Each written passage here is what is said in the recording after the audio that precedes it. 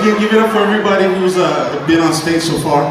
So much talent in the house, yeah. So much talent in the house. There is also so much people in the house. This is my stand-up comedy debut. So, yeah. I've only been working on this routine for 2 years, so it's not like, I haven't been trying. But we'll start and we'll see how it goes. So again, my name is Brian, but to my friends and my family, they either call me B or Biggs. Okay? One of the things I'm known for amongst my friends and my family is I tend to say things that most people don't say. I tend to be expressive in my opinion. I don't give it out, but if you ask me what I'm thinking, I'll tell you what I'm thinking. And especially, in this current political climate, whether it be at the national level or even here at home, there's some things that, we may agree on. There may be some things we may not agree on. Some things I'm going to share tonight, we may have a difference of opinion after that and we can talk about it. But there's one thing I believe that we can all agree on, is no matter how bad of an attitude you may have, no matter how horrible you may feel, the moment you get ice cream involved, things change. Amen. Yeah? I promise. If you think back, I want you to go back in your head and think of the most angriest you ever was. And if you imagine somebody put a bowl of ice cream in front of you, things change. Things change. Yeah? And for us who are doing the Daniel fast, it may be hard for you to hear that, me talk about ice cream. During this Daniel fast, I've been just reading and studying and really digging into the Word. I've been reading various translations, and I found that if you go back to the original Hebrew word for fruits and vegetables, the translation comes out to fruits and vegetables. I was hoping I'd find a translation that'll come out to Reese's peanut butter cups. Still haven't found it. Because I'm like, God, peanut butter, Reese's, So, nevertheless, I continue my search. As you can tell by looking at me, I am the only one like this in my family. I've been like this for a long time. I'm talking about glasses. Oh, you guys thought I was talking about my weight?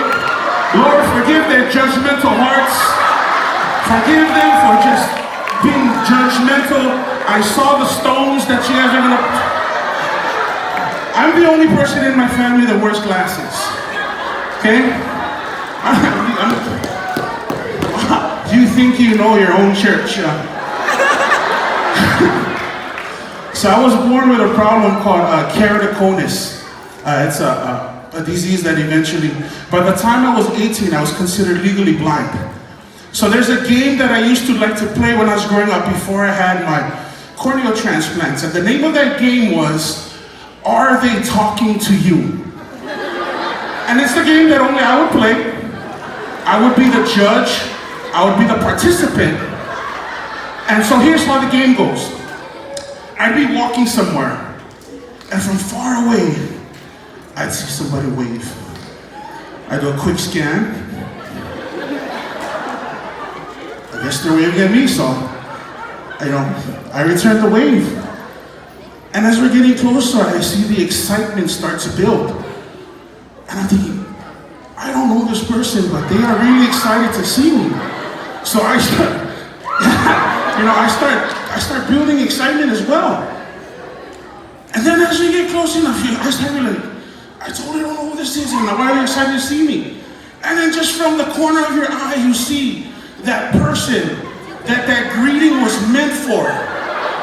And what you just did is you stole that greeting. You stole that opportunity and you ruined somebody's relationship because you thought you were so important that they were greeting you. And all of this is happening in my head. And as long as I've played this game throughout all these years, I've lost this game like 90% of the time. And after I had my surgery, I was like, okay, I'm getting better. So if you ever see me and I don't wave at you, that's probably because I'm sick of losing that game. I hate losing. So there's a rule of thumb. If you're ever gonna talk to me from far away, what I say is if you're in in my range to jab, if I can jab you, then I know who I'm talking to. If you're out of my hit range, I probably don't know who you are. Yeah, that's why people used to think I was stuck up, when I would walk by. No, I just was sick of losing. I didn't mean to offend you if I walked by you. Yeah, so that's life. I'd like to share one more quick story before we end it up. Back in 2015, just by a freak accident, all I did was sneeze. In this one sneeze, I ended up slipping the T10 disc in my back. And then when I did that disc pressed against the nerves that control my ability to walk. In 1 month from sneezing, I lost the ability to walk and I couldn't feel anything from my chest down. I ended up needing to have a spinal surgery. So a week before surgery, I had a scary fall in the restroom. I was the only one home. And the way I fell, our bathroom was real small where we live. So the way I fell, I ended up getting pinned there. And because I was twisted like a pretzel, but because I didn't have any feeling in my legs, I was thankful. Because if I had feeling at that time, I would have been hitting some high notes. Yeah? So, anyways, after having that and after having my surgery, the rest of 2015, I had to learn how to walk again. I started from just like a baby. So I spent the whole 2015 learning how to walk again. One of the things that helped me get through my surgery, aside from scripture, aside from prayers from my friends and family, was Vine. You guys remember Vine? There was this one clip of Vine, and it was of an old lady who fell. And as she fell, the song playing behind was, "When your legs don't work like they used to before."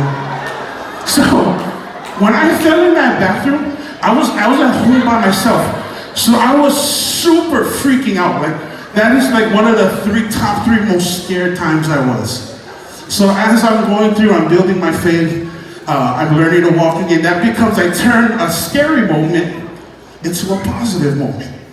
So anytime I would fall, because I'm learning how to walk, there's a lot of times I would fall and I'd have to get up. But anytime I would fall, I'd always re-sing that song in my head. When your legs don't work. Then I'd smile, dust myself up, and get back up. So one day, this is about a year later, Blair, where's Blair at? Blair, wave your hands. Blair's my brother right there. We have our own DJ and MC business. And anyway, so we're doing a wedding. This is my first wedding after my surgery. And throughout this wedding, there's a portion of the wedding where one of the girls fall. She slips and falls and not just like a normal fall. You like those comedy falls where both of their legs go up and they pause in the air for 2 seconds and then they fall? It was one of those falls. And so I see that and I go, "When your legs don't work." So I say that to myself, and then I chuckle because nobody else hears me. So anyways, after the wedding, Blair tells me, "Dude, did you do that on purpose?" I'm like, "What are you talking about?" "When you sang the song." I was like, "Dude, what do you mean? I sang that song to myself." And then Blair tells me, "Bro, the mic was on." And I was like, because if I'm here, Blair's there in the corner. You know what I'm saying? I didn't mean to do it. So I said, when he said, "You could hear me," he said, "So everybody could hear you." That's what I was. And this is what I thought I did. That's what I thought I did. Apparently the mic was on so everybody could hear me. Yeah? So there are two things I want to leave you with this. Number one, if you fall, it sucks. But you can get back up. Yeah? The quicker you get back up, the faster you can move. And number two, always make sure your mic is off before you say anything else, okay? Thank you. God bless.